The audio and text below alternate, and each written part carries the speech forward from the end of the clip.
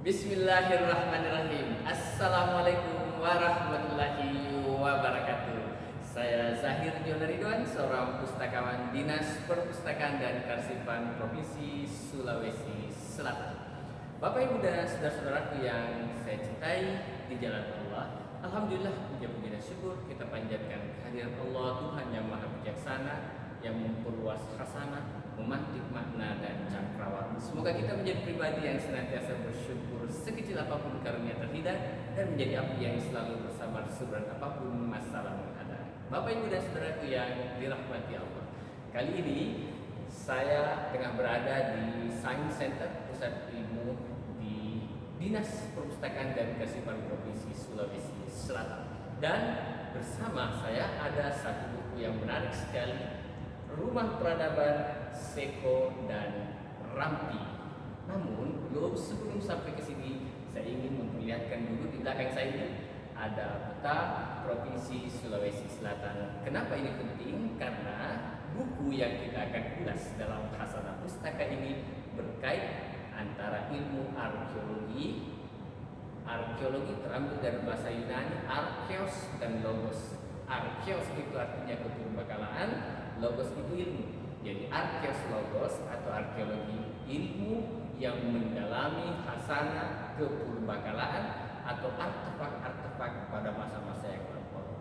Saudara yang berbahagia, di dalam ilmu arkeologi itu satu kelindang dengan ilmu sejarah, juga ilmu budaya, ilmu antropologi, dan juga ilmu geografi. Sebabnya saya mengikutkan peta Provinsi Sulawesi Selatan. Saudara-saudara yang dirahmati Allah, buku ini Rumah Peradaban Seko dan Rampi ini ditulis oleh banyak pakar ahlinya, kemudian diterbitkan oleh Balai Arkeologi Sulawesi Selatan. Bisa bantu diperlihatkan lebih dekat Seko dan Rampi, diterbitkan oleh Balai Arkeologi Sulawesi Selatan. Saudara-saudara yang berbahagia, apa pentingnya? Sangat penting.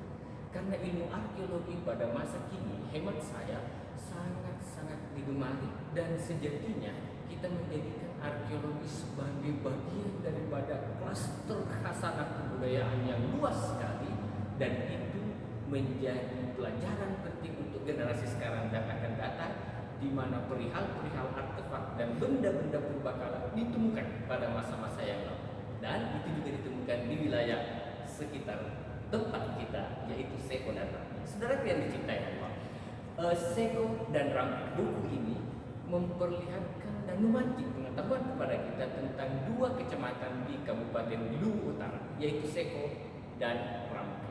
Mari saya ingin perlihatkan kepada saudara-saudaraku di mana letak geografis Seko dan Rampi. Ayo saya perlihatkan. Seko berada di wilayah sekitar sini. Kalau kita lihat di Sulawesi Selatan itu sesungguhnya ada pegunungan dari selatan sini naik ke utara, namanya Pegunungan Quarles. Pegunungan Quarles ini adalah batas antara wilayah Sulawesi Selatan ini dengan wilayah Sulawesi Barat. Nah, di sini ada hutan lindung yang sangat-sangat dikenal, minimal di Indonesia. Kalau di Sulawesi Barat ada di daerah Kalumpang, di sini di daerah Kalumpang, di kaki Gunung Quarles. Kemudian di Sulawesi Tengah ada di daerah taman atau hutan lindung Lorelindu. Lorelindu itu di sekitar sini. Dan itu lebat sekali.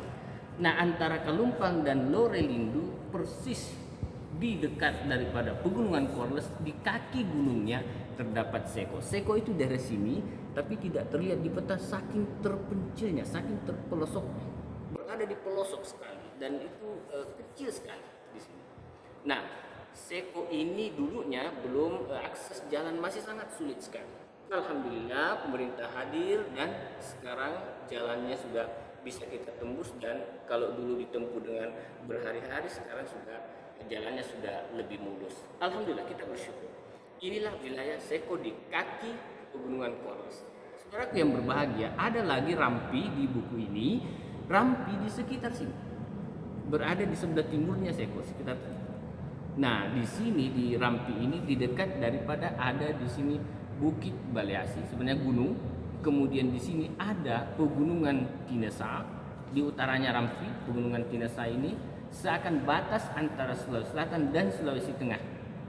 Makin ke timur ada pegunungan, perpanjangan pegunungan Tinesa, ada pegunungan Verberg. Ini pegunungan-pegunungan tetapi lebih rendah dibanding Quarles. Quarles lebih tinggi. Nah, itulah sekilas wilayah dari Sulawesi Selatan di mana Seko dan Rampi ini diceritakan oleh ahli.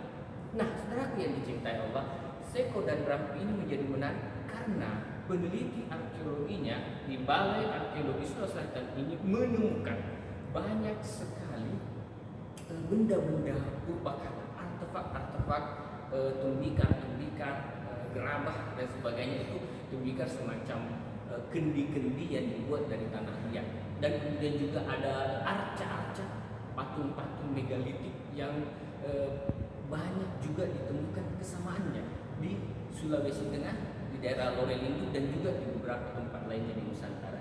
Sekilas saya ingin perlihatkan menariknya buku ini karena buku ini kurang lebih 80% terdiri dari foto, gambar-gambar yang berwarna, dan itu menjadi salah satu hal yang membuat orang tertarik karena kita bisa melihat langsung gambarnya. Mari saya perlihatkan kepada saudara-saudaraku bagaimana bisa disuruh.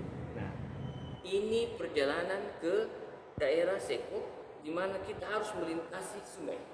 Sungai begitu rupa, begitu membuat orang-orang yang punya nyali ini seakan adventure. Dia betul-betul menyusur pedalaman-pedalaman di mana ada sungai di dalamnya. Nah, ini tidak mudah. Kemudian kita bisa lihat lagi, sebentar saya perlihatkan.